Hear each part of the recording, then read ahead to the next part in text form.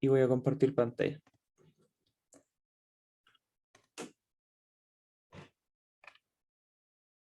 Creo que compartí igual no.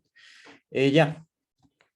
La auxiliar de hoy día es sobre lo que han estado viendo en el curso estas semanas, que es medio interestelar, ISM en su sigla en inglés.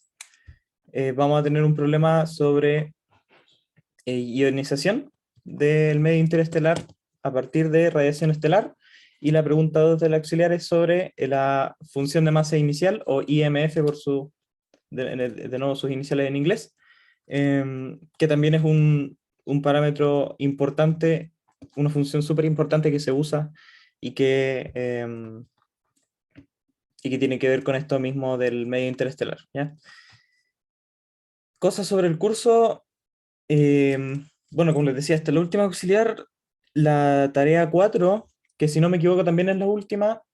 Las notas las voy a tener durante esta semana, probablemente se las suba el fin de semana, porque también tengo que corregir pruebas de otro curso, y eso sería todo, creo. El control 2, como les había contado la otra vez, lo revisa el profesor, y el examen también, por lo tanto, ahí yo ya no tengo mucho más que ver. Por supuesto, siempre pueden hacer dudas por correo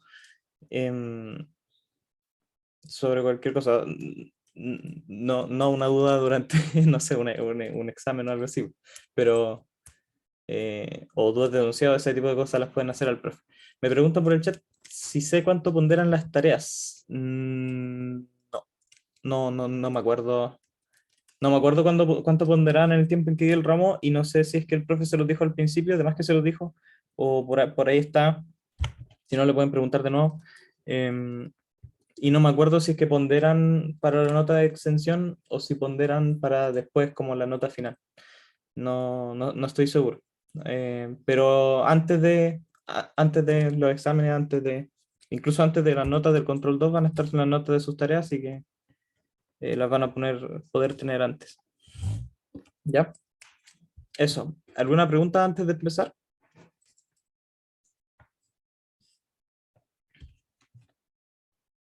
Ya, entonces empezamos, ¿no? Con la auxiliar número 7. Voy a escribir aquí. Esta cosa, como recién la conecté, no me está funcionando bien. Me han dado con más o menos unos problemas. Me está funcionando con problemas en la pantalla táctil, así que espero que no sea este el caso y que me colabore durante el auxiliar, ¿ya? Para que la podamos servir. Entonces vamos a hacer la P1 del auxiliar, que nos dice: considere una región homogénea del medio interestelar. A ver, pero antes de ponernos a matracar el problema, un poco hablarles sobre como esta materia de manera súper en general, un poco desde el punto de vista cosmológico, bien simplificado. Ocurre el Big Bang, ocurre esta distribución de masa de materia en forma de plasma, esta sopa de protones, neutrones, electrones y todas estas cosas que están dando vuelta en el universo. El universo se pobla de materia. La materia después, con el paso del tiempo, se enfría. Una vez que se enfría, se crea gas frío que es capaz de formar cosas, ¿ya? El gas helado, el gas en estado neutro, es el principal actor o creador de la estructura y las cosas que vemos en el universo, ¿ya? A partir de fluctuaciones tempranas de materia oscura, la materia oscura es quien guía, por decirlo así, hacia dónde tiene que ir la materia, hacia dónde tiene que acumularse la materia. Entonces la materia oscura, se van a formar subestructuras. En esas subestructuras de materia oscura, o halos de materia oscura, se va a ir acumulando gas frío, y esa acumulación de gas después va a ocurrir que va a colapsar por efecto gravitacional y va a empezar a formar estrellas y lo que van a ser después las primeras galaxias, ¿no es cierto? Después de un tiempo van a ocurrir otros procesos, va a ocurrir la reionización, que como se empiezan a formar estrellas y hartas cosas, esa estrella y todo ese material que se está formando, que ahora está caliente, empieza a ionizar el medio, y el gas ionizado o el gas caliente no puede formar estrellas, no puede formar más estrellas. Entonces eso como que detiene un poco la formación estelar durante una época, pero luego, después de esa ionización, viene de nuevo otro proceso de recombinación donde se vuelve a enfriar el gas y la estrella o la galaxia siguen formando materia. En este caso, transformando gas a estrella, ¿no es cierto? Entonces, un parámetro importante de evolución galáctica, galáctica en el sentido de galaxias, porque otras veces galácticos se refieren a la Vía Láctea, estamos hablando de galaxias en general. Una forma de estudiarlas o un factor muy, muy importante a la hora de estudiar la evolución de las galaxias en el universo es estudiando su medio interestelar, que es todo lo que no sea materia que pertenece a estrellas en las galaxias, que viene siendo el gas y el polvo también. El polvo también juega un rol importante, ¿ya? Y ocurren muchos procesos, hay hartas cosas que influyen en el proceso de formación estelar, hay feedback de parte de las estrellas, hay cosas que pasan a nivel global de la galaxia, como mergers, que detonan otras formaciones estelares, otros episodios de formación estelar, y así, hay muchas cosas que se pueden estudiar, y muchas cosas también que se han encontrado que son curiosas a lo largo de los años en investigación en esta área, ¿ya? Incluso ustedes ya debieron haber tenido un poco una prueba de qué tan variados son los procesos que suceden en el medio interestelar, porque de hecho es como una pregunta de la tarea. Así que eso como a modo de resumen. Así que vamos a ir, con eso en mente, vamos a irnos a hacer la P1 ahora sí, del auxiliar 7. Ya, y la P1 nos dice que consideremos una región homogénea del medio interestelar. Imaginémonos cualquier galaxia, incluso podría ser la Vía Láctea. Hay una región donde hay gas y polvo, también hay estrellas, porque se han estado formando estrellas, y nos dicen que ahí solamente existe hidrógeno y carbono, de manera que el carbono posee una abundancia y nos dan un número que es 4 por 10 a la menos 4. ¿Ya? Cuando se habla de abundancias, se habla un poco de la química de cualesquiera que sea el objeto que se está hablando, en este caso es de galaxias, o de esta zona del medio interestelar, y que es, en lo general, por lo general las abundancias, lo único que significan es que tanta proporción de un metal o de un elemento existe en esa región del espacio, y siempre es como comparada con el hidrógeno. Por eso es que nos dan como la abundancia de carbono de esta forma, como la cantidad de carbono con respecto a la cantidad de hidrógeno que hay en el medio interestelar, ¿ya? Y nos dicen que la sección eficaz de ionización para el hidrógeno y el carbono son esos dos numeritos de ahí, que son la sección eficaz del hidrógeno, que va a ser 6.3 por 10 a la menos 18 nu sobre nu barra h a la menos 3, y la sección eficaz del carbono, perdón, el carbono, que va a ser igual a 1.2 por 10 a la menos 17 sobre nu por nu barra c a la menos 2, ¿ya? Las secciones eficaces son, o sea, de manera muy simplificada, una zona en torno a los átomos o las moléculas, en este caso también en el gas en estado neutro o en nubes moleculares, que, que es una zona alrededor del átomo o del elemento que hace posible que cuando una otra partícula entra o un fotón viaja cerca de esa zona o dentro de esa zona, va a ser capaz de ionizar a, al átomo, ¿ya? Eso es un poco la idea, y eso depende, por supuesto, de la frecuencia, por eso está esta dependencia en nu. Nu es la frecuencia, y depende de la frecuencia, por supuesto, o de la longitud de onda con la que vienen los fotones ionizantes, que van a ser determinantes al momento de ionizar los elementos, que sería la absorción. Estamos hablando de que el elemento absorbe un fotón y emite un electrón, ¿no es cierto? Se ioniza, separa un electrón de valencia.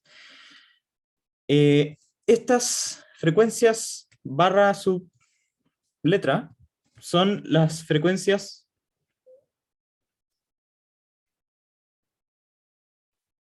de umbral o sea, para las cuales se cumple que la energía, que esta viene siendo la energía del estado basal, para el hidrógeno y para el carbono, es igual a 13.6, anoté un 6 de más, electron volt, y 11.2 electron volt, que significa la energía mínima que necesita un fotón para ionizar un átomo de hidrógeno y un átomo de carbono respectivamente, ¿ya? Por eso es que son como energías umbrales, ¿ya? Eso es lo que nos dicen. Y ahora nos van a preguntar, en la parte A, demuestre que es razonable suponer que todos los fotones con HNU mayor a 13.6 electron volt ionizarán solo hidrógeno, y los fotones con HNU en el rango 11.2, no sé por qué se me está anotando un punto ahí, electron volt, y 13.6 solo ionizan carbono, ¿no es cierto? Solo ionizarán el carbono. Tenemos que demostrar que eso es una aproximación razonable, ¿ya? Lo primero que tenemos que notar es que no es necesario hacer una demostración para esta afirmación de acá, la segunda, ¿no es cierto? Porque lo que ya les había dicho, la energía de umbral es la energía necesaria que tiene que tener un fotón para ionizar al átomo de hidrógeno o de carbono, ¿no es cierto? Entonces, si hay un fotón que viene con una energía HNU, que está en ese rango de energía, no va a tener la energía suficiente para ionizar el átomo de hidrógeno. Por lo tanto, ni siquiera lo voy a anotar. Esto se cumple, ¿ya? Esto de aquí se cumple. Porque los fotones con esa energía no son capaces de ionizar el átomo de hidrógeno, pero sí son capaces de ionizar el átomo de carbono. Entonces aquí, sí lo voy a anotar al final. Solo se ioniza el carbono, ¿ya? Y ahora tenemos que demostrar la primera afirmación, que es esta de aquí, que nos dice que para fotones con energía mayor a la del umbral del hidrógeno, solamente se ioniza hidrógeno. Eso a priori no es evidente, porque en particular, fotones que tienen una energía mayor a la del umbral del hidrógeno, tienen también mayor energía que la del umbral del carbono, entonces también debería haber ionización de carbono, ¿no es cierto? Y de hecho hay ionización de carbono, pero lo que vamos a demostrar es que esa ionización, o la cantidad de carbonos que se ionizan en comparación a la cantidad de hidrógeno, es despreciable, ¿ya? Para calcular eso, vamos a tener que comparar la cantidad de, como les decía, átomos ionizados de carbono en función de los de oxígeno, o sea, de hidrógeno, perdón, me estoy confundiendo mucho. Eh, y para hacer eso vamos a hacer lo siguiente. ¿Ya? Vamos a calcular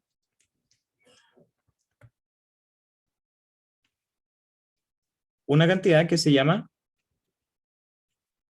tasa de ionización. La tasa de ionización se calcula de esta forma. Para un elemento E, se calcula como la densidad del elemento E. La densidad es nada más que la densidad espacial con número de átomos en un cierto volumen, por la integral en un cierto rango de frecuencia, B0 y B1, de F nu, que es simplemente flujo normalizado por la energía de los fotones. El flujo, como lo podemos entender Aquí recuérdense como los espectros, cuando observaban un espectro de una galaxia y tenían emisión dependiendo de la longitud de onda, en este caso es de la frecuencia, pero es lo mismo. Eh, o sea, es equivalente. Esto multiplicado por la sección eficaz e integrado en ese rango de frecuencia, ¿ya? Voy a anotar aquí lo que son sección eficaz, densidad y flujo, ¿ya? ¿Qué es lo que me da esto? Lo que me da es una tasa de cuántos elementos se están ionizando en un determinado volumen, ¿ya? Eso se hace porque estoy dando cuenta de cuántos átomos hay en el volumen y también voy a dar cuenta de una fracción de ionización que está como por este término de aquí, ¿ya? Entonces, vamos a tener que lanzarnos a calcular esta cosa para el carbono y el hidrógeno y luego las vamos a comparar, esas tasas de ionización, para ver qué tanto hidrógeno o qué tanto carbono se está ionizando en el segundo caso, ¿no es cierto? En el caso, o sea, en el primer caso, en el caso de la estrellita verde, en donde tenemos un umbral para la energía de ionización del hidrógeno, ¿ya? Entonces, lo primero que tenemos que notar es que para el hidrógeno vamos a tener que esto va a ser igual a la densidad del hidrógeno por la integral desde el umbral del hidrógeno hasta el infinito, ¿no es cierto? Porque ese es el rango en el que estamos trabajando, es el rango que queremos estudiar, en el cual se ionizan átomos, ya sea de hidrógeno o carbono, por el flujo, ¿no es cierto? Sobre H nu por la sección eficaz, y la sección eficaz del hidrógeno, déjenme el enunciado aquí, era 6.3 por 10 a la menos 18 nu sobre el umbral del hidrógeno a la menos 3, ¿no es cierto? Y está integrado en d nu. Lo que vamos a hacer, como F mu nu, o sea, F mu nu, me estoy confundiendo ya con relatividad general. F nu, que va a ser el flujo, o sí, el flujo de la energía por unidad de área, tiempo y longitud de onda, o frecuencia en este caso, es la de los espectros. Vamos a considerar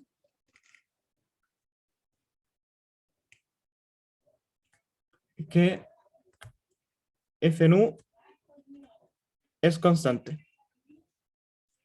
Esta aproximación está muy alejada de la realidad. Si nosotros observáramos la emisión de una zona o una región homogénea de media interestelar, observaríamos un espectro variable, va a tener características que dependen de las distintas emisiones, pero vamos a hacer esta aproximación porque al final, para los dos, para los dos elementos, vamos a tener que usar la misma caracterización del espectro, porque es la misma región del espacio la que estamos observando. Entonces, al comparar la razón, o al calcular la razón de la tasa de ionización del carbono con el hidrógeno, ese término se nos va a ir, ¿ya? O esa influencia, por decirlo así, se nos va a ir. Entonces, vamos a considerar la constante solamente para este caso. De hecho, en la parte B vamos a tener que ocuparla de manera no constante. Eh, y entonces reemplazamos y vamos a calcular esta cosa de aquí, ¿no es cierto? Que es gamma sub h. Esto va a ser igual a la densidad de hidrógeno por la integral desde el umbral hasta infinito de F, llamémosle F a esto, porque ahora es constante, sobre H por este número, por 10 a la menos 18. Ese nu con el nu a la menos 3, esto es un nu a la menos 1, entonces me va a quedar nu a la menos 4, dividido en nu umbral a la menos 3. ¿Ya? Esto de, ¿verdad? Entonces sacamos todo lo que es constante, NH, F sobre H, por este numerito, menos 18, y también este este de aquí es constante, así que lo vamos a sacar y lo vamos a pasar al numerador, ¿no es cierto? Que va a ser el umbral al cubo. Y nos va a quedar la integral de el umbral de infinito de 1 sobre nu a la cuarta de nu. ¿Verdad? La primitiva de esa integral va a ser menos un tercio de nu a la menos 3, ¿no es cierto? Porque si derivamos, bota un menos 3, se cancela con el menos un tercios, y menos 1 a la potencia y me queda nu a la menos 4. Entonces, y al evaluar eso, en infinito y en el límite inferior, en infinito, como es 1 sobre nu al cubo, ese término se va a morir, y esto va a ser igual a 0 menos todo este término, pero evaluado en el umbral, ¿no es cierto? Al cubo, a la menos 3, perdón. ¿Ya? Entonces estos signos se cancelan y nos queda un tercio por nu umbral a la menos 3. Entonces reemplazamos eso por la integral, por f 6.3 por 10 a la menos 18 nu umbral al cubo por un tercio de nu umbral a la menos 3. Y resulta que estas cosas se cancelan y nos da que esto va a ser igual a nh por f sobre h por esto dividido en 3 es 2.1 por 10 a la menos 18. ¿Ya? Hasta ahí vamos a dejar la tasa de ionización del hidrógeno, en parte por varias razones. La principal es porque queremos compararlo con la del carbono, y la otra razón es que no hay cosas aquí que no conocemos, o sea, al compararla se nos va a ir el flujo, se nos va a ir esto, pero nosotros aquí no conocemos, por ejemplo, la densidad del hidrógeno, no nos la dan. Pero lo que sí sabemos es la abundancia de eh, carbono sobre hidrógeno, que es no es nada más que el número de átomos de carbono sobre el número de átomos de hidrógeno, que también, si lo dividimos en el mismo espacio, sería lo mismo a un cociente entre las densidades, ¿no es cierto?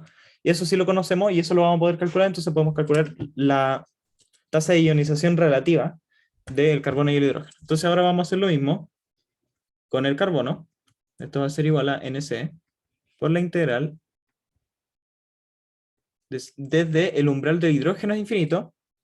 Recuerden que estamos trabajando en ese rango, ¿no es cierto? Estamos investigando cuánto carbono ahora se ioniza para energía o para frecuencias mayores al umbral del hidrógeno. Esto va a ser F sobre H nu por la sección eficaz del carbono, y la sección eficaz del carbono era 1.2 por 10 a la menos 17 por nu sobre nu carbono barrita a la menos 2. Y esto debe, ¿verdad? Entonces aquí, de manera parecida, esto va a ser NC por F sobre H por este numerito, por 10 a la menos 17. Aquí análogamente a la parte anterior, este nu se me va a juntar con el de la potencia y me va a quedar un nu a la menos 3 dentro de la integral. Y vamos a sacar este que es un nu sub c a la menos 2, ¿no es cierto? Es un nu sub c al cuadrado, entonces, si lo pasamos al numerador. Y esto va a ser la integral de nu h infinito de nu a la menos 3, ¿no es cierto? Me quedé pensando. Bueno, ahí está. Me quedan feos los nu, de repente es difícil de escribir esa letra. ¿Ya? La primitiva ahora para este era menos un medio, nu a la menos 2, ¿no es cierto? Por la misma razón de antes. Y esto va a ser evaluado en el umbral y en infinito, por lo tanto esto va a ser igual a un medio el umbral de hidrógeno a la menos 2. ¿Ya? Entonces eso lo vamos a reemplazar. Nos va a quedar Esto va a ser nu sub c igual a n sub c por f sobre h por 1.2 por 10 a la menos 17 por nu sub c barrita al cuadrado sobre nu sub c, no, nu sub h, perdón, nu sub h barrita al cuadrado, porque acuérdense que nos quedó un nu sub h a la menos 2, que está ahí abajo, por un medio, ¿verdad? Entonces, necesitamos calcular ahora esto de aquí, que no lo conocemos directamente, pero nosotros sabemos que h nu sub c barrita es igual a 11.2 electron volt. Y h es una constante, entonces vamos a despejar estas dos cosas. Y esto es 13.6 electron volt. Eso quiere decir que nu sub c va a ser igual a, y la constante de Planck en unidades de electron volts es, esto va a ser, mentira, esto va a ser 11.2 electron volt dividido en 4.13 por 10 a la menos 15 electron volt por segundo. Lo mismo en el caso de H. Esto va a ser 13.6 electron volt sobre 4.13 por 10 a la menos 15 electron volt por segundo. Y eso nos va a dar unas frecuencias de, déjenme ponerlo esto en la calculadora, 11.2 dividido en 4.13 y eso dividido en 10 a la menos 15. Esto nos va a dar un 2.7 por 10 elevado a 15 segundos a la menos 1.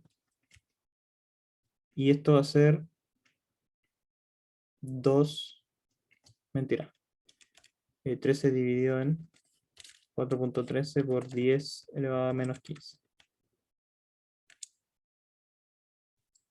Y eso va a ser 3.14. Ah, lo dividí mal. 13.6 dividido en 4.13 por 10 elevado a menos 15. Ahora sí, que dividí 13 en vez de 13.6. Y eso va a ser 3.29 por 10 a la 15 segundo a la menos 1. ¿Ya? Entonces, voy a tener que meter eso a la calculadora y voy a sacar que esto sobre esto al cuadrado va a ser igual. Vamos a tener esto a la menos 1 multiplicado por 2.7 por 10 elevado a 15. Y esto al cuadrado va a ser igual a 0.67. Entonces, reemplazando eso arriba, vamos a tener el 0.67 que va acá, multiplicado por un medio, y multiplicado por 1.2, que va a ser este número, que va a ser al multiplicar el de ahí, ¿no es cierto? Nos va a quedar, al final, C, N sub C, por F sobre H, por 0.4 por 10 a la menos 17. ¿Verdad? O podemos dejarlo como 4.03. Le damos un 0, entonces hay que sacarle 1 en la potencia 10 a la menos 18. ¿Ya? Eso es para compararlo con el otro que también lo tenemos a esa potencia. Entonces, con eso sacamos la tasa de ionización del carbono y tenemos la tasa de ionización del hidrógeno. Por lo tanto, ahora lo que hacemos es compararla.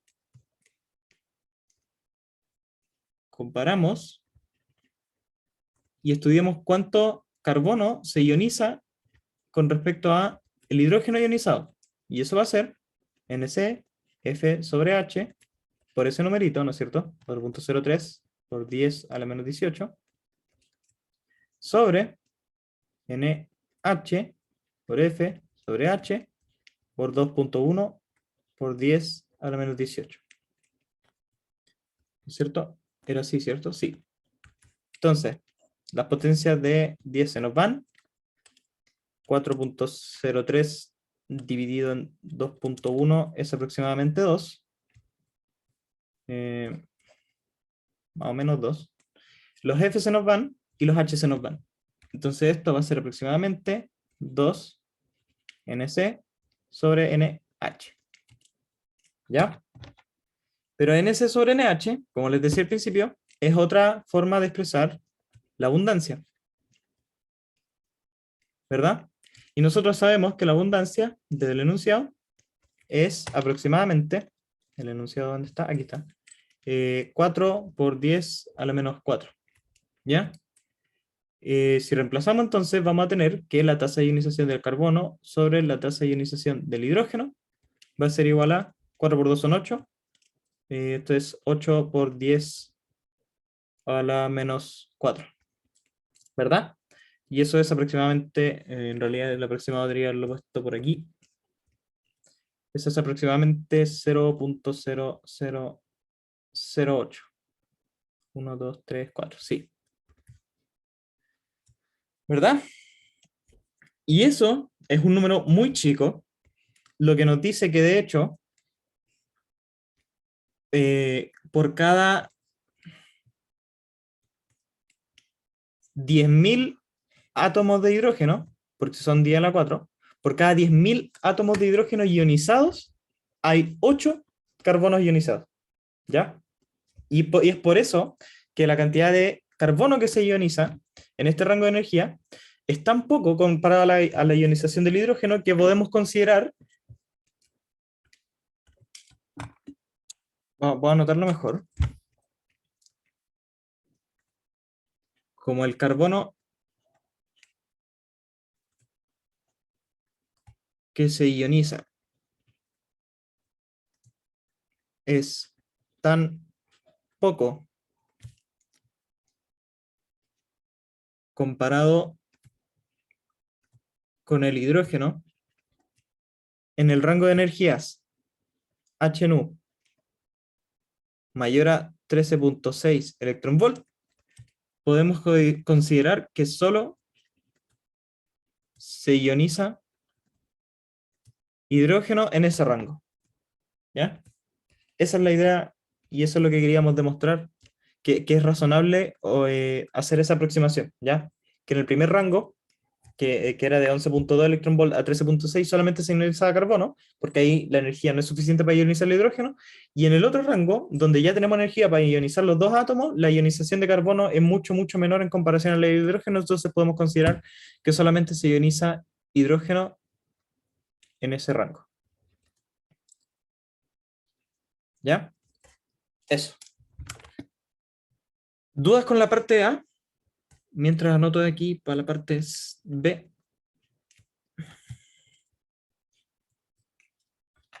Ya, si no, vamos a la parte B. La parte B nos dice, calcula el número relativo de fotones que ionizarán hidrógeno y carbono para una estrella de tipo espectral B5 si se idealiza su radiación como la de un cuerpo negro. Puedo asumir que se cumple la ley de Bien. ¿Ya? Nos piden calcular ahora el número de fotones que ionizan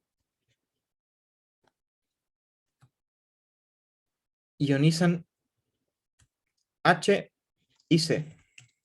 ¿Ya? Lo que está ocurriendo acá, y por eso nos dan los datos de una estrella, es que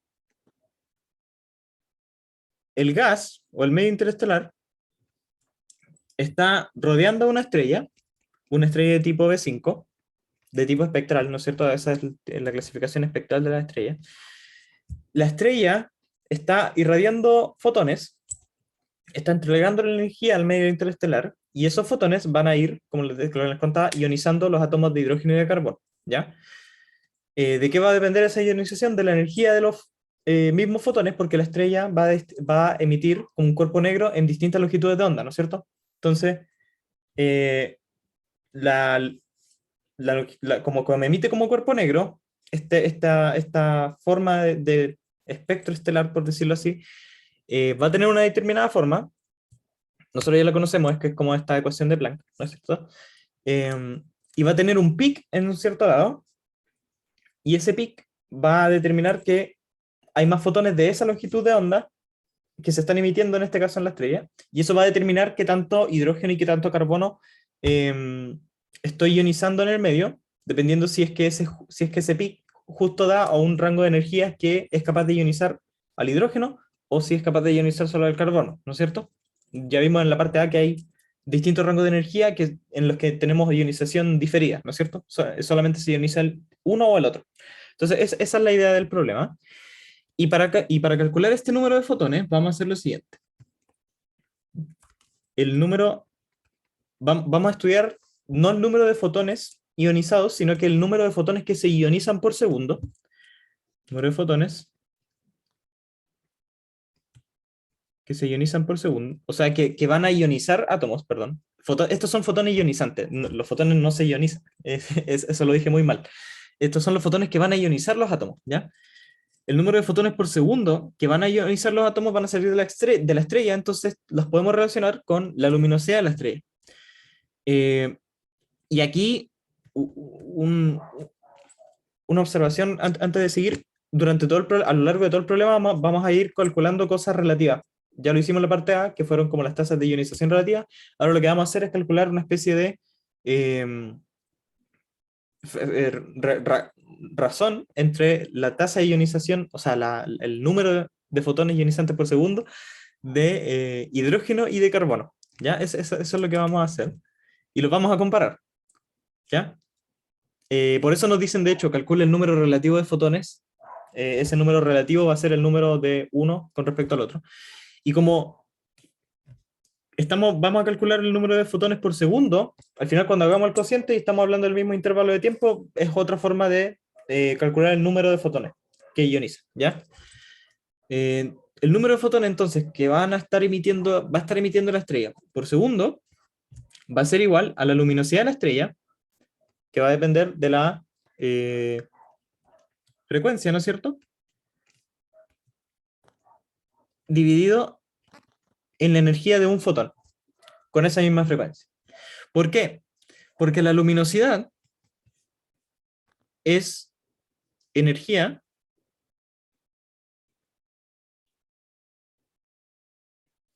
por segundo, y lo que tenemos abajo es energía por fotón. ¿Ya? Esto es nada más que análisis dimensional. Entonces la energía, o sea, la luminosidad de la estrella va a ser como esta energía total o energía integrada de todos los fotones que está soltando, y si la dividimos por la energía de cada fotón, vamos a obtener el número de fotones, ¿no es cierto? Entonces va a ir y nos va a dar, el fotón pasa para arriba y queda fotones por segundo, ¿ya? Y de la luminosidad, entonces, nosotros sabemos que esto va a ser igual a 4pi por el radio al cuadrado por el brillo. Déjame ver, no me quiero confundir. No me acuerdo si era el brillo o, eh, o el perfil. Ah, no, tiene sentido. Este I de acá es es la radiación de cuerpo negro, ¿ya?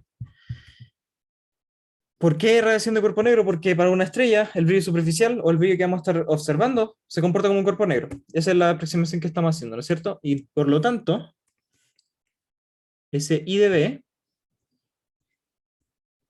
B va a ser igual, va a tener una cierta forma, que en función de la frecuencia se escribe así, en función de la longitud de onda se escribe de otra forma.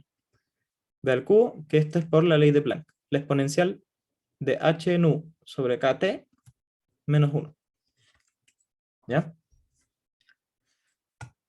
Entonces, tenemos que el número de fotones por segundo lo tenemos ya caracterizado, pero ese número de fotones por segundo, esto de aquí, esto es para un nu fijo. Es decir, esto es para un cierto tipo de fotones con frecuencia nu. pero nosotros queremos saber qué pasa con todos los fotones que son capaces de ionizar el hidrógeno y el carbono. Entonces vamos a tener que integrar esta expresión en un rango de frecuencia para calcular el número total de fotones por segundo que van a ionizar a los átomos. Entonces, llamémosle a esta fracción de acá, n punto, el número de fotones que van a ionizar el hidrógeno por segundo va a ser igual a la integral desde el umbral del hidrógeno hasta infinito, que es el rango en donde se puede ionizar el hidrógeno, de L nu sobre H nu, de nu, ¿verdad? Y ahora solamente basta reemplazar. Sacamos las constantes para afuera, esto es 4pi r cuadrado, por 2h sobre c cuadrado, aquí también hay un h, esos h se van a cancelar, por la integral de el umbral hasta el infinito, de el umbral al cubo, o sea, la frecuencia al cubo, con respecto a la frecuencia de la exponencial, ¿no es cierto? h1 sobre kt menos 1. ¿Ya? Entonces, acá afuera, estos h se me mueren, el 2 lo juntamos con el 4, y esto nos va a quedar 4, o sea, 8pi r cuadrado sobre c cuadrado, por esta integral. Y a esta integral le vamos a hacer un cambio de variable, que va a ser x igual a h nu sobre kt, cuando, bueno, aquí podemos hacer el de x al tiro, el de x va a ser simplemente h sobre kt de nu. Cuando nu va a infinito, x va a infinito, y cuando nu vale el umbral, x vale h el umbral sobre kt, ¿verdad? Y a este x le vamos a llamar x asterisco, para denotar solamente que es el límite inferior, que es x evaluado en el umbral, ¿ya? Entonces esa integral nos va a quedar la integral desde x asterisco, porque es lo que corresponde al umbral, hasta infinito, de nu al cubo, al reemplazarlo, ¿cierto? Aquí nu al cubo va a ser igual a pasar esto para el otro lado, va a ser kt sobre h al cubo, x al cubo. Entonces esto va a ser kt sobre h al cubo, x al cubo. El diferencial también me bota un kt sobre h, ¿verdad? Entonces esto va a ser a la cuarta, más bien, esto es un h, no es un n, al reemplazar el de x, y abajo es simplemente lo que nos queda, ¿no es cierto? Porque el argumento de la exponencial es justamente el cambio de variable. ¿Ya? Entonces esto nos queda, sacando la constante, 8pi r cuadrado sobre c cuadrado por kt sobre h a la cuarta por esta integral de dx asterisco hasta infinito de x al cubo de x exponencial de x menos 1. ¿Ya? Ahora es cuando vamos a poner, porque si se fijan, tenemos un problema aquí, y es que las cosas que no son conocidas, o sea, esta integral de acá es calculable, es una integral, se puede hacer numérica, de hecho, no, creo que no es necesario. Entonces, esto de aquí lo podemos calcular. H, K y C son constantes, 8pi es constante. R y T no los tenemos, ¿ya?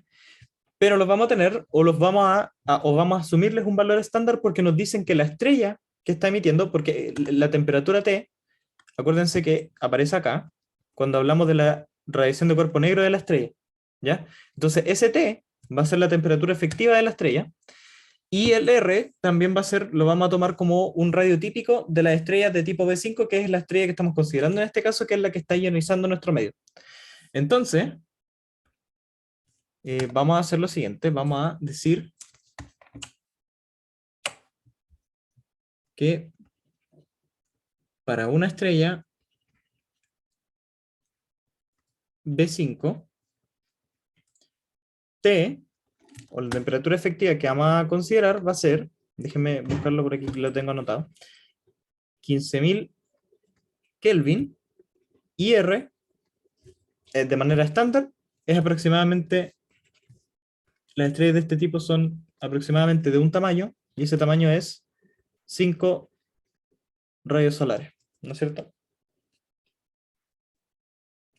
Y esto, por supuesto, lo que tenemos que hacer para reemplazarlo, como aquí tenemos, aquí queremos mezclar cosas en las mismas unidades, este C, por lo general se expresa en metros por segundo, habría que cambiar los kiloparsec a, o los parsec a, o este R en radios estelares a cuánto es un radio estelar en metros, habría que multiplicarlo, reemplazarlo, reemplazar T en Kelvin, reemplazar eh, las constantes, entonces habría que reemplazar T, R, K, H, C y calcular la integral, ¿ya? Eso es mucho rollo matemático y no lo voy a hacer, me lo voy a saltar para seguir avanzando con el auxiliar. Pero reemplazando todo eso y resolviendo la integral, ustedes si quieren lo pueden hacer si tienen tiempo para chequear que esto es correcto, vamos a tener que el número de fotones ionizantes del hidrógeno por segundo que le llegan al gas a partir de la estrella es más o menos, a cambiarlo es más o menos 2.32 por 10 elevado a 44 fotones por segundo. ¿Ya?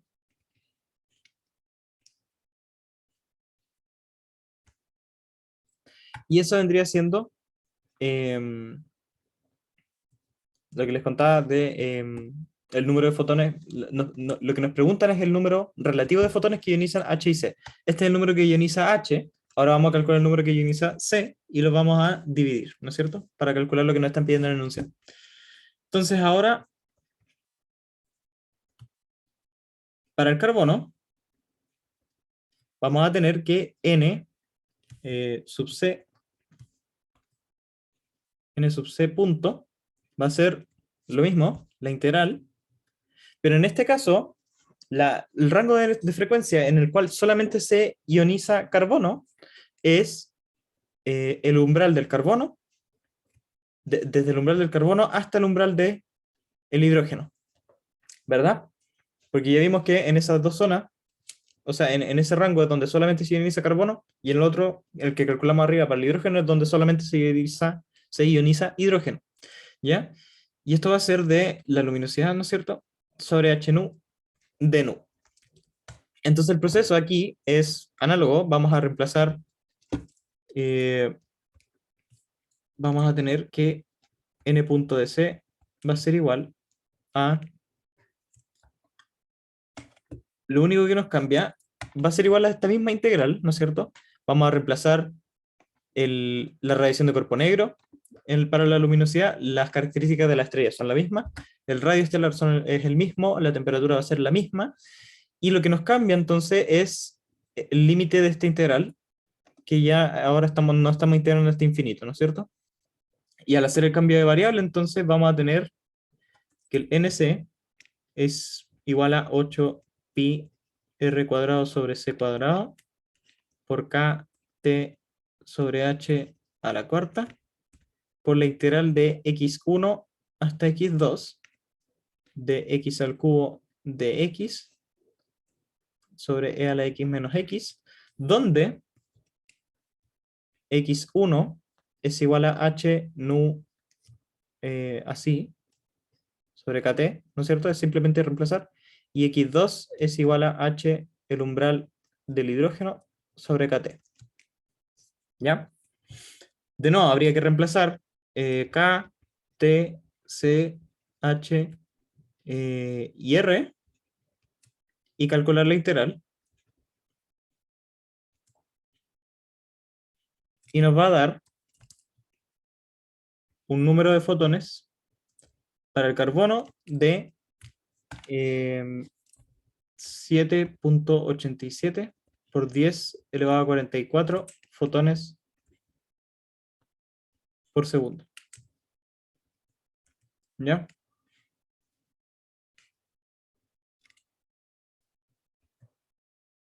Listo. Ahora aquí ya tenemos más o menos cuántos son los fotones que van a ir ionizando el hidrógeno y el carbono en cada momento del tiempo. Lo que hacemos es ahora dividir y vamos a sacar que el número relativo, le vamos a llamar N sub R, de fotones que ionizan hidrógeno y carbono va a ser igual a N punto sub H, pongámosle H sobre C. En realidad podríamos hacerlo al revés, podríamos hacerlo N punto C, N punto H, y eso va a ser igual a 2 puntos, mentira, el del carbono era 7.87 por 10 elevado a 44 fotones, número de fotones por segundo. Esto dividido en 2.32 por 10 elevado a 44 número de fotones por segundo, ¿verdad? Se nos mueren las unidades, se nos mueren los 10, y al dividir esto vamos a tener, esto es 7.87 dividido en 2.32. Esto es igual a aproximadamente 3.39. ¿Ya? ¿Qué es lo que esto quiere decir? Lo que quiere decir es que la cantidad de fotones que la estrella va a emitir y que van a llegar al medio interestelar y que van a ser capaces de ionizar el hidrógeno y el carbono, la cantidad de fotones que ionizan al carbono son 3.3 veces más numerosos que los que van a ionizar al hidrógeno, ¿ya? Y eso tiene sentido porque la estrella, bueno, por un lado por la estrella que está emitiendo, va a tener emisión de fotones en longitudes de onda, o en este caso en frecuencias más bajas, ¿ya?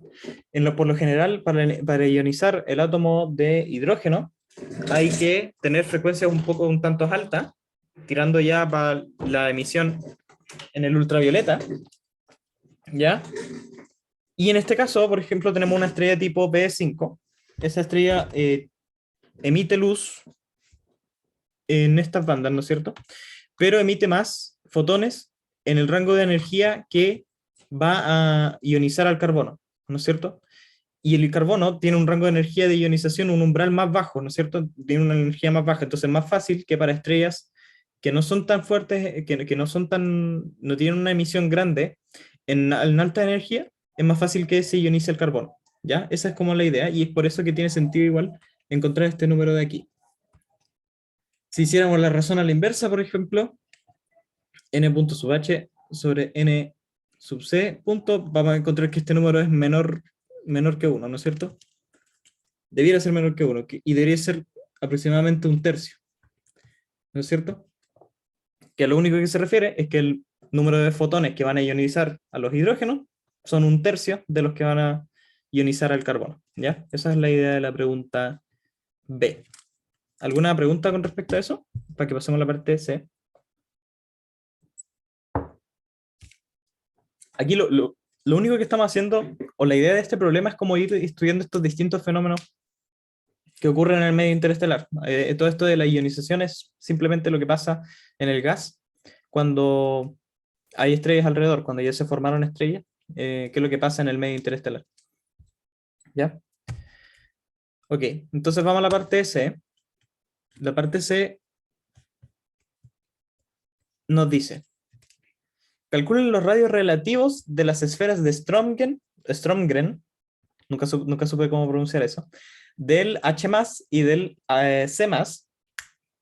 Una pequeña observación sobre la notación: H+, o cuando vean elementos con un más, lo único que se refiere es que están ionizados, en el primer estado de ionización, que sería como quitarle un electrón, ¿no es cierto? Entonces H más y C más son hidrógeno y carbono ionizado. Entonces nos piden calcular los radios relativos de la esfera de Strömgren del hidrógeno ionizado y del carbono ionizado alrededor de esta estrella. Y para eso vamos a utilizar los coeficientes de recombinación alfa de H y alfa de C, que van a ser iguales a estos numeritos de aquí, que nos los dan en el enunciado. ¿No es cierto? 2.6 por 10 a la menos 13 centímetros al cubo sobre segundo. Y 4.7 por 10 a la menos 13 centímetros al cubo sobre segundo. Ya. Antes de ponernos a traquear, ¿qué son las esferas de Strömgren de elementos ionizados y por qué nos dan unos coeficientes de recombinación? Cuando estamos en un medio interestelar y hay estrellas ionizando el gas, dependiendo de qué tan fuerte sea la radiación de la estrella, va a haber una porción de gas más grande o más chica que se va a ionizar. Y el gas ionizado o el gas en general siempre tiende a estar al estado neutro, ¿no es cierto? Siempre tiende a minimizar la energía, esa es como la ley de la naturaleza. Entonces, si yo ionizara el gas, si yo tengo una nube de gas y le pongo una estrella y después le saco la estrella, ese gas va a estar ionizado y con el tiempo se va a recombinar. Los electrones van a perder energía, se van a sumar a los átomos, van a volver a adoptar un átomo, o sea, los átomos van a poder adoptar un electrón, y van a volver a su estado neutro, ¿ya? Eso es lo que se llama recombinación. Y hay una tasa de recombinación, o sea, estos números lo que nos dicen, son los coeficientes de recombinación, es que tanta, o cuál es la magnitud de este efecto de la recombinación en términos de la densidad, ¿no es cierto? En nubes más densas que están ionizadas o menos densas va a depender de qué tan densa es la nube, qué tan rápido va a ser o qué tan probable va a ser que un electrón que está perdiendo energía vuelva a caer vuelva a encontrar un átomo, ¿no es cierto?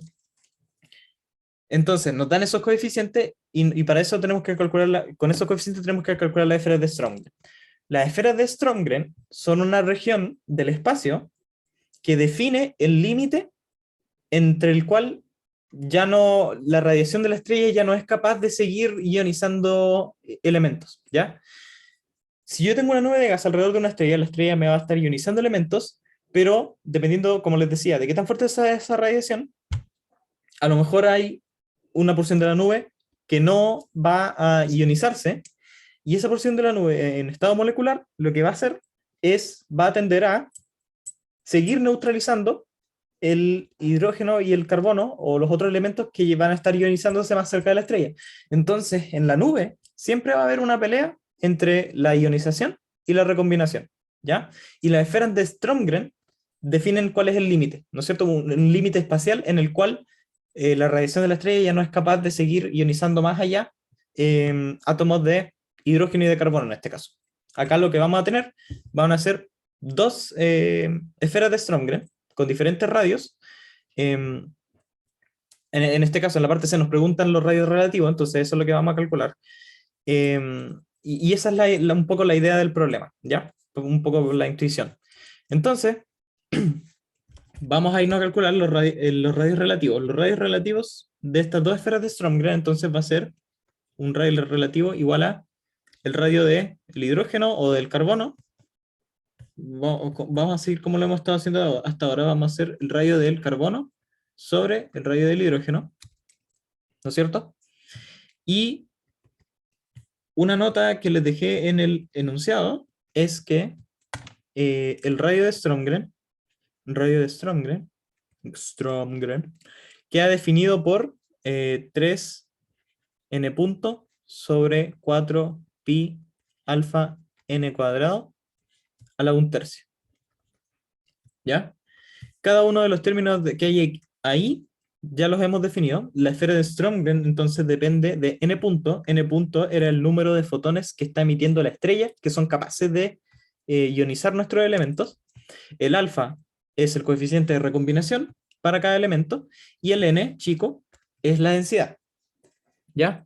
Entonces, lo que vamos a hacer va a ser reemplazar el R, los radios relativos van a ser igual, radio del carbono sobre RH, y eso va a ser igual a 3 por n puntos de carbono, ¿no es cierto? El número de fotones ionizantes de carbono, sobre 4pi alfa de C, por la densidad de C al cuadrado a la 1/3, y esto sobre lo mismo, pero para el hidrógeno.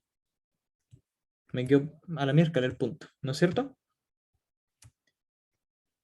Sobre 4pi la recombinación del hidrógeno por n sub h al cuadrado. Y esto es la 1/3. ¿Verdad? Al dividir, se nos van a ir los 3, se nos van a ir los 4pi, y nos va a quedar. Todo va a quedar elevado a 1/3, entonces arriba vamos a tener nc punto sobre nh punto a la 1/3 por, como esto está en el denominador y esto acá está dividiendo, los de abajo pasan hacia arriba, entonces nos va a quedar la recombinación del hidrógeno sobre la recombinación del carbono a la 1/3 multiplicado por la densidad del hidrógeno NH al cuadrado sobre la densidad del carbono al cuadrado a la 1/3. ¿Verdad? Los anoté a propósito así porque, de nuevo, nosotros no conocemos las densidades individuales, pero sí conocemos la densidad relativa de carbono con respecto al hidrógeno porque tenemos su abundancia. Entonces, este número de aquí lo vamos a poder calcular, este de aquí, que de hecho vamos a tener que reemplazar 1 sobre la abundancia, porque la abundancia es C sobre H. Los coeficientes de recombinación nos los dan, y este número de aquí, que es el número relativo de fotones que ionizan hidrógeno y carbono, lo acabamos de calcular también en la parte B, ¿no es cierto?, de la pregunta. Entonces, podemos calcular el radio relativo de Strömgren, de las esferas de Strömgren, del hidrógeno y del oxígeno, como este numerito de aquí, que era 3.39 elevado a 1/3 por los coeficientes de recombinación, que son 2.6 por 10 elevado a menos 13. No les voy a poner las unidades porque las unidades, como son las mismas, se van a cancelar. Sobre 4.7 por 10 a la menos 13 a la 1/3, ¿no es cierto? Por la abundancia, o 1 sobre la abundancia, 1 sobre C sobre H al cuadrado a la 1/3, ¿no es cierto? Y C sobre H era 4 por 10 a la menos 4, entonces lo voy a dar vuelta al tiro. 4 por 10 elevado a menos 4 elevado a menos 1 es 2500. 2500 al cuadrado raíz de eso. ¿Ya? Y lo voy a calcular. Esto de aquí se me cancela. 2500 al cuadrado. Después le saco raíz de 1/3. O sea, lo elevo a 1/3, eso es raíz cúbica, ¿no es cierto? Y lo multiplico por la raíz cúbica de 3.39. ¿Verdad? 1 dividido en 3. Y eso me da un número que es este. Eso me va a dar, lo voy a anotar en otra página.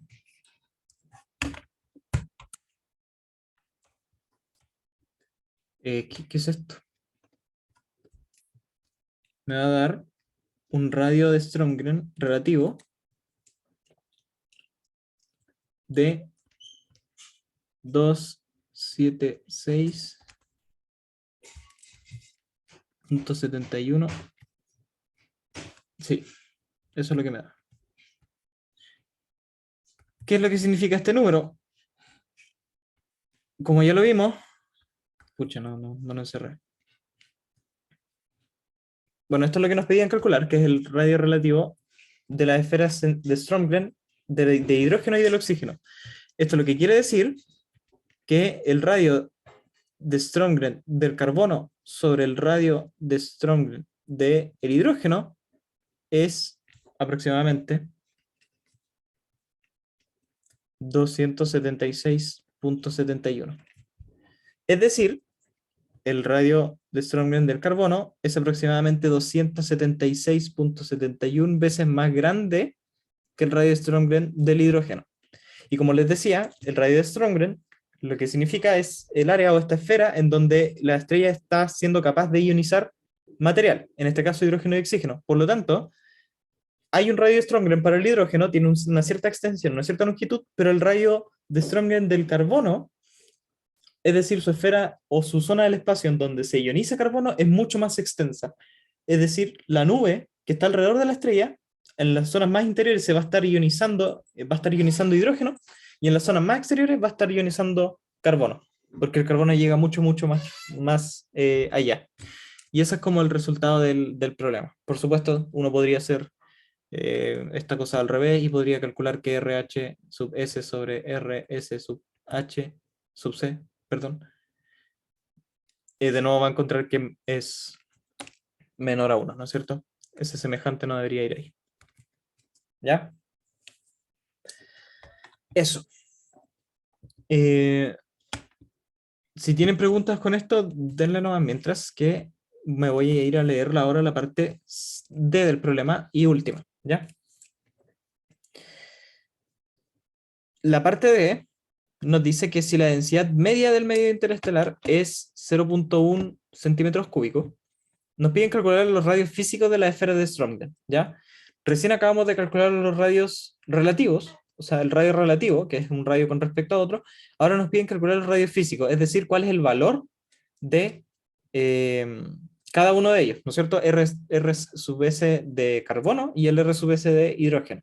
Y para ello nos dan la densidad media del medio interestelar, ¿ya? ¿Qué es lo que quiere decir esto?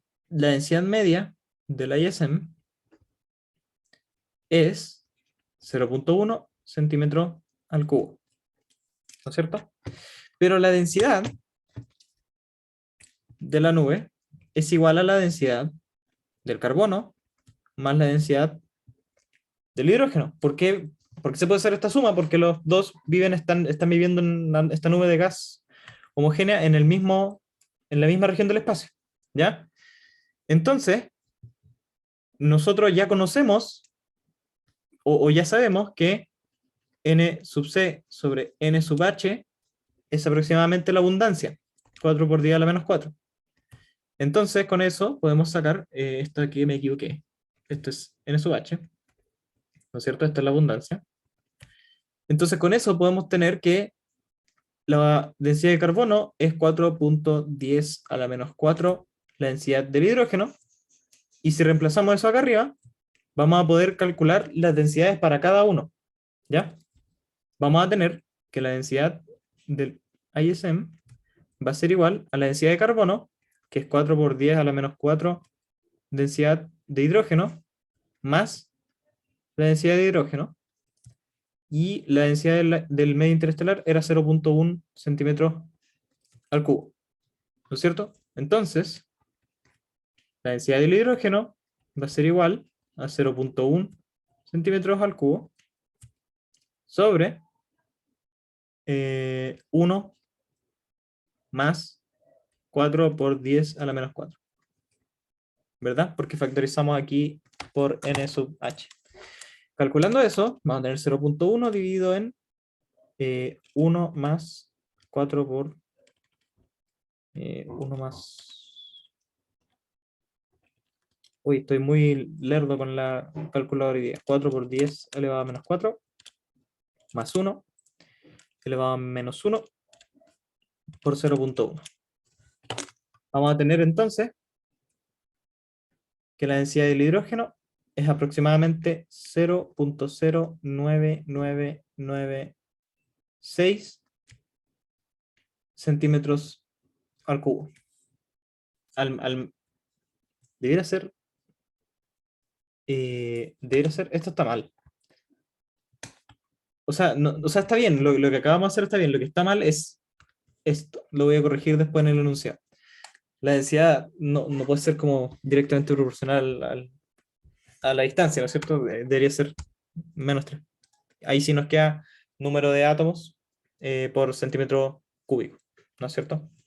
Y entonces esto también es menos, esto también es menos, esto también es menos. Y ahí sí está bien las unidades.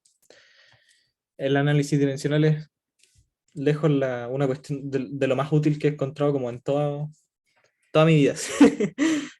Siempre sirve para encontrar errores y para asegurarse que las cosas estén bien, ¿ya? Con esa densidad, entonces ahora también podemos calcular la del carbono. Y la del carbono era 4 por 10 a la -4 la densidad del hidrógeno. Y eso va a ser, si reemplazamos, va a ser aproximadamente esto por 4 por 10 elevado a -4. Esto va a ser, y quiero comprobar que esté bien, el número que me está dando acá. Y sí, está bien. 3.9 por 10 a la -5, que es básicamente 4 por 10 a la -5. ¿Ya? Bien. Ahora que ya tenemos las densidades, volvemos a la fórmula del radio de Strömgren. ¿No es cierto? Porque queremos calcular el radio de Strömgren. El radio de Strömgren, para el carbono, por ejemplo, era igual a 3 n punto del carbono sobre 4 pi alfa de carbono por la densidad de carbono al cuadrado raíz. ¿Verdad?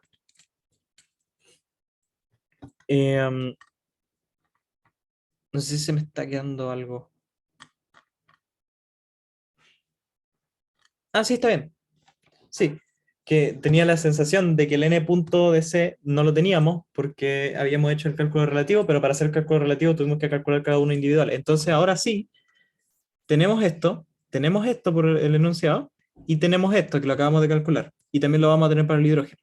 Entonces ahora sí podemos calcular los radios bien, y vamos a tener que esto va a ser 3 por, ¿cuánto nos había dado para el carbono? 7.87 por 10 a la 44 sobre 4 pi por la recombinación del carbono, que era 4.7 por 10 a la -13, y eso por la densidad al cuadrado, y la densidad era 4 por 10 a la -5 al cuadrado, ¿verdad?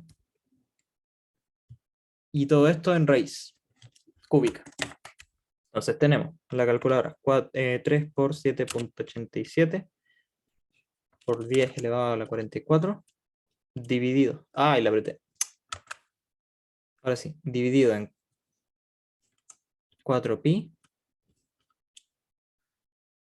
dividido en 4.7 por 10 elevado a -13 dividido en 4 por 10 elevado a -5. Eso elevado al cuadrado es 16 por 10 elevado a 2 por 5 son 10. -10. ¿Verdad? Y a todo eso le saco raíz cúbica. Esto elevado a 1/3. Y voy a comprobar que me dio bien.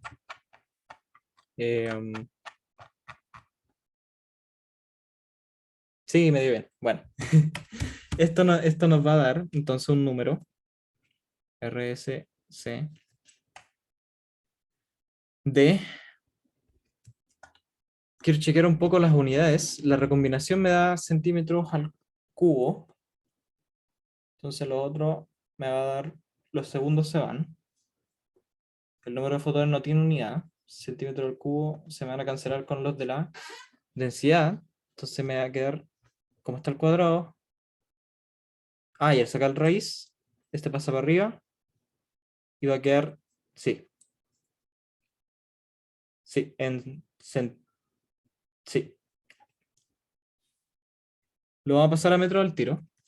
Vamos a tener que esto es... le tengo que sacar dos ceros, ¿no es cierto? Entonces esto va a quedar 6.298 por 10 a la 21 metros. Que si los convertimos, ¿no es cierto? Esto es un aproximado. Que si lo convertimos a parsec, los queremos comparar después, estos son 204 kiloparsec. ¿Ya? Este es el radio de Strömgren para la esfera de ionización del carbono. Y ahora vamos a hacer lo mismo con la del hidrógeno. La del hidrógeno se calcula de la misma forma.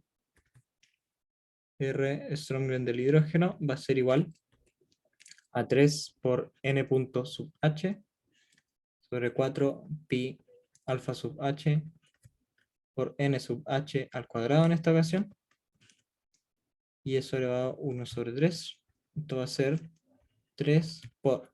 El hidrógeno era 2.32 por 10 a la 44 fotones por segundo. Esto dividido en 4 pi por la recombinación. La recombinación era 2.6 por 10 elevado a menos 13. Y la densidad, que la que habíamos calculado recién, era 0.09996 al cuadrado, ¿no es cierto? Y esto raíz. No lo voy a meter en la calculadora, voy a reemplazar el resultado. Y eso nos va a dar un radio de Strömgren del hidrógeno de 0.9 aproximadamente, transformándolo a las mismas unidades del de carbono, 0.9 kiloparsec, que son iguales como a 2.773 por 10 a la 19 metros. ¿Ya? Y esto era... Uy. Sí. Voy a copiar el otro solamente para comparar. Teníamos que para el carbono... ¿Y qué está pasando?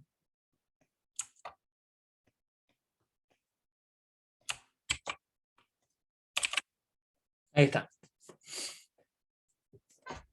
Y ahí teníamos que de hecho uno puede comprobar ahora que se cumple la relación entre los radios relativos, que 204 dividido en 0.9 son aproximadamente 226, o por supuesto que van a haber desviaciones porque hay muchas cosas que aproximamos, muchos cálculos que hicimos en donde cortamos decimales, pero se cumple lo que veníamos diciendo que... entonces, este resultado claramente tiene sentido con lo que veníamos diciendo, y era que el radio de Strömgren, o la esfera de Strömgren, era mucho más grande, era como 270, ¿cuánto era?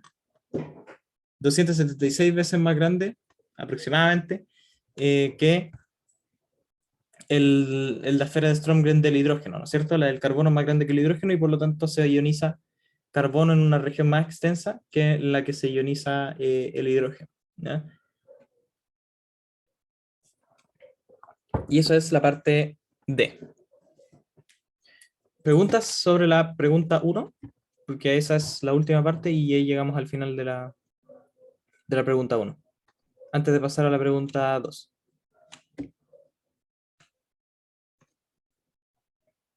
Ya, si no, entonces vamos a la pregunta 2. Y la pregunta 2, como les decía, es sobre función de masa inicial. P2. La función de masa inicial, o IMF, es una función que me dice cuántas estrellas... ¿Se acuerdan?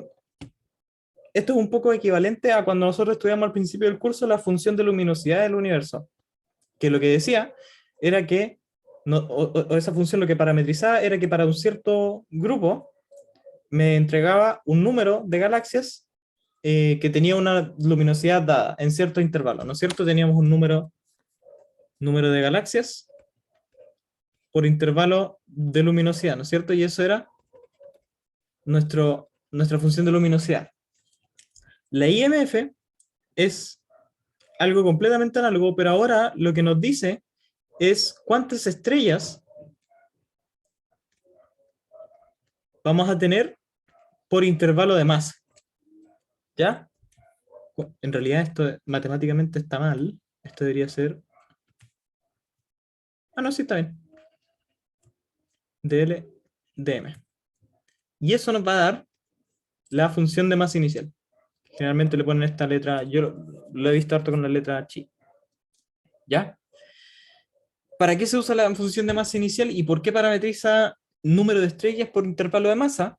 Porque la función de masa inicial es o se ocupa para estudiar cómo evolucionan poblaciones estelares eh, a partir de cómo nacieron, ¿no es cierto? Tenemos un grupo de gas, en cualquier contexto, sea dentro de una galaxia o al principio del universo, cualquier cosa, tenemos un grupo, una acumulación de gas. Esa acumulación de gas va a haber un burst que va a crear estrellas y en un corto periodo de tiempo, digamos que ese gas se consume rápidamente y pobla eh, a esa región del espacio con estrellas de todo tipo, ¿no es cierto?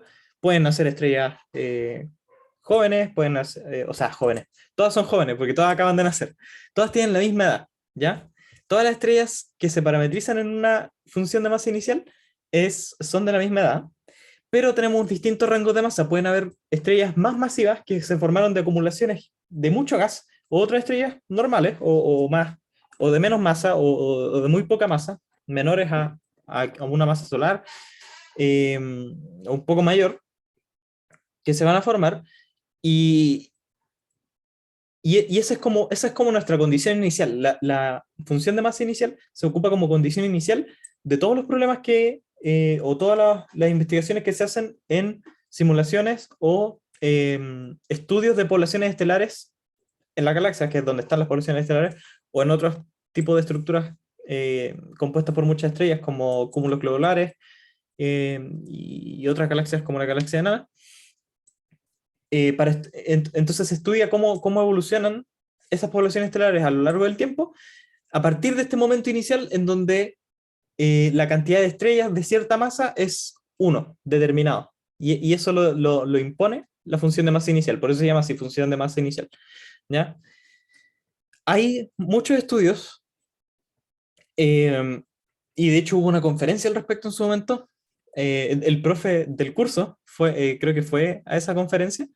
Eh, por supuesto, esto ocurrió en el siglo pasado, donde se discutió la universalidad de la función de masa inicial. ¿Ya? ¿Por qué la universalidad o por qué tratar de definir como una función de masa inicial para todas las situaciones? Porque no hay razones en principio para pensar que de un montón de gas va a nacer solamente estrellas de baja masa o de un montón de gas solamente van a haber estrellas masivas. No hay algo que nos diga, al menos por ahora, o no hemos encontrado algo que nos diga que en una nube de gas va a pasar eso, ¿no es cierto? Pensar que puede pasar es como muy inocente. En la realidad, lo que se ha encontrado, o sea, no es una evidencia directa, eh, pero coincide en los modelos de que cuando hay una nube de gas se forman variadas estrellas de distintas masas y esas distintas masas, la función de masa inicial da cuenta de ellas, ¿ya? Esa es como la idea, un poco sobre actualidad. Sigue siendo, muchas de estas cosas siguen siendo como problemas abiertos, entre comillas, o sea, la gente usa la función de masa inicial como algo universal, de repente en problemas usan la más usada es la de Salpeter, una cierta función de masa inicial, em, pero es algo que no está determinado al 100%, ¿ya? Pero es más o menos ese el consenso el que tenemos. Y lo que hace, como ya les contaba, la función de masa inicial, o un poco más, les quiero contar cuál es la pinta que tiene. La función de masa inicial, esto es masa en el eje X, y esto es número de estrellas. La función de masa inicial tiene una pinta más o menos así.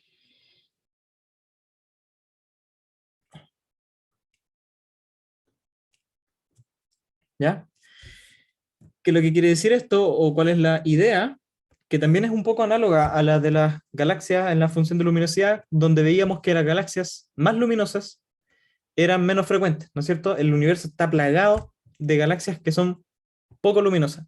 Y cuando en una nube de gas o de una nube molecular donde se forman estrellas, ocurre un episodio de formación estelar, la mayoría de las estrellas que se forman van a ser estrellas de baja masa. Digamos que por aquí hay una masa solar. De hecho, debería estar más adelante. Siendo así bien estricto.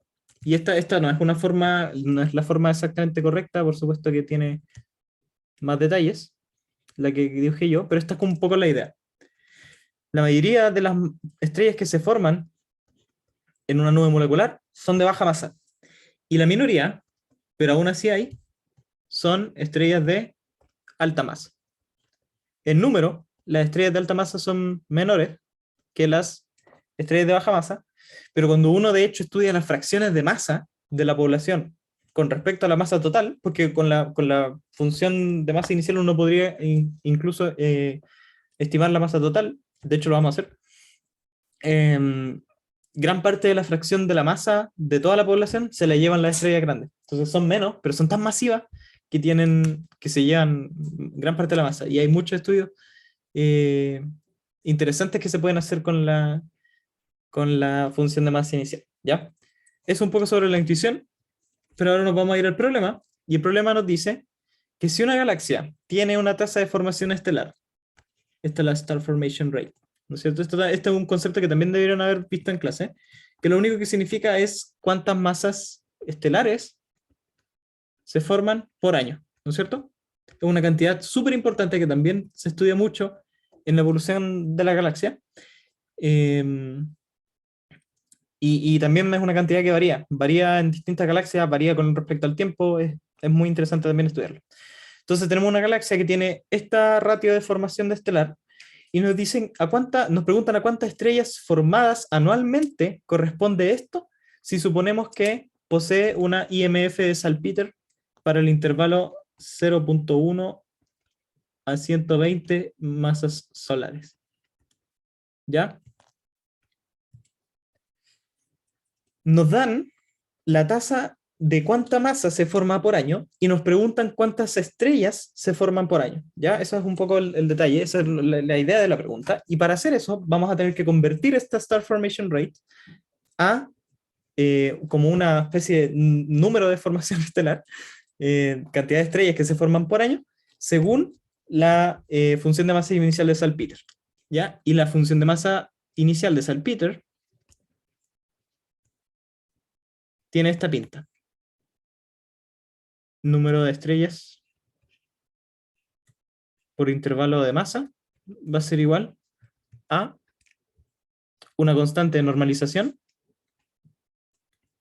por m a la menos 1 más alfa, donde alfa toma distintos valores. La pendiente, como vimos acá, por ejemplo, aquí hay pendiente positiva, aquí pasa por el 0, después aquí hay pendiente negativa para grandes masas. La pendiente o este alfa de aquí va a depender en qué rango de masa estamos. Pero nosotros vamos a hacer una simplificación y vamos a dejarlo como una ley de potencia nomás, donde alfa va a ser uno solo para para todo el rango de masa, para todo este rango de masa que está aquí, y va a ser 1.35, ¿ya? Que es de hecho el número es donde la mayor parte de la masa está. O sea, esta no es una aproximación tan loca, digamos. Entonces esto va a ser menos 2.35, ¿no es cierto? Esta va a ser la función de masa inicial de Salpeter. Y en muchos lugares la van a encontrar así, con este mismo exponente y todo. ¿Ya? Entonces, ¿qué es lo que vamos a hacer con esta función de masa? Como la función de masa inicial nos dice el número de estrellas por intervalo de masa, lo que vamos a hacer para calcular las masas por año, vamos a dividir si no me equivoco, la tasa de formación estelar por la masa total de la población estelar que se ha formado en esta galaxia, ¿ya? ¿Por qué? Porque esto lo que nos da es la masa estelar en un año dividido por la masa total, ¿no es cierto? Que también va a estar en masas estelares. Y eso nos va a dar como una fracción de cuántas estrellas se están formando, ¿no es cierto? Si dividimos, en realidad si lo hacemos al revés, no, está bien que está bien que lo hagamos así, porque nos va a quedar una tasa por año. Eh, estaríamos dividiendo o partiendo como qué porción de la masa total corresponde como a una estrella, una cosa así, ¿no es cierto? Entonces, esto nos va a dar, finalmente, se nos van a cancelar las masas y nos va a dar un número de estrellas por año, ¿verdad? Eso. Entonces, ese es el plan. Lo que tenemos que hacer es calcular la masa total, porque ya tenemos la tasa de formación estelar. Y para calcular la masa total, lo hacemos con la IMF, ¿verdad? Como la IMF nos dice el número de estrellas que hay dada una cierta masa, ¿no es cierto? Esto es... No, antes de eso, vamos a normalizarla. ¿Por qué? Porque este chi de acá no lo conocemos, chi sub 0. Pero lo que sí sabemos es que de hecho, al igual que la función de luminosidad, la función de masa inicial es una distribución. Por lo tanto, la integral en todo su dominio, que va a ser desde 0.1 masas solares hasta 120, tiene que ser 1. ¿Ya? ¿Por qué no le pongo masa solar? Porque esto ya está en masas solares. Hay gente que lo escribe también esto de la siguiente manera. dm igual a lo mismo, chi sub 0, pero m sobre m punto. Y ahí lo ponen como en masa solar, ¿ya? Pero aquí vamos a medir eso, vamos a dejarlo así como m nomás. Y sabemos que estos números representan masa solar, ¿ya? Entonces, normalicemos. Esto va a ser igual a la integral de 0.1 a 120 de chi sub 0. Aquí, esto es lo que queremos calcular, por m a la menos 2.35 de m, ¿verdad? Como es simplemente un polinomio, la integral va a ser igual a chi sub 0 por la primitiva de eso, que es menos 1 sobre 1.35 por m a la menos 1.35, ¿cierto? Porque al derivar me va a botar ese exponente, se va a cancelar con la fracción, y me va a quedar, al restarle 1 al exponente, el menos 2.35, ¿no es cierto? Y eso es evaluado en 0.1 y 120. ¿Ya? Y esto va a ser igual a 1. Por lo tanto, de nuevo aparece esta cosa, no sé qué es. Por lo tanto, el chi sub 0, que lo escribí mal, eso era un epsilon, el chi sub 0 va a ser igual a 1 sobre esta función evaluada, ¿no es cierto? Menos 1 sobre 1.35, m a la menos 1.35, evaluado entre 0.1 y 120. Eso va a ser igual a 1 sobre negativo es el 120, entonces esto va a ser, voy a factorizar por menos 1 sobre 1.35. En realidad dejémoslo positivo para poner esto adentro, 0.1 elevado a 1.35 menos 1 sobre 120 elevado a 1.35, ¿ya? Fíjense que esa cantidad es positiva porque el denominador de acá es mucho más grande, entonces este número es menor y al restarlo queda positivo, ¿ya? Y al final, esto de acá es igual a 16.58. Esto es un número, no lo voy a poner, o sea, lo voy a chantar, no lo voy a poner a calcular porque nos queda poquito tiempo, de hecho deberíamos haber terminado. Nos va a quedar que chi sub 0 es igual a 0.06. Y por lo tanto la función de masa inicial va a quedar como 0.06 m a la menos 2.335, ¿no es cierto? Ahora, como esto es el número de masas, o sea, el número de estrellas por dada una cierta masa, la masa total va a ser igual a sumar las masas de cada estrella, y la masa de cada estrella,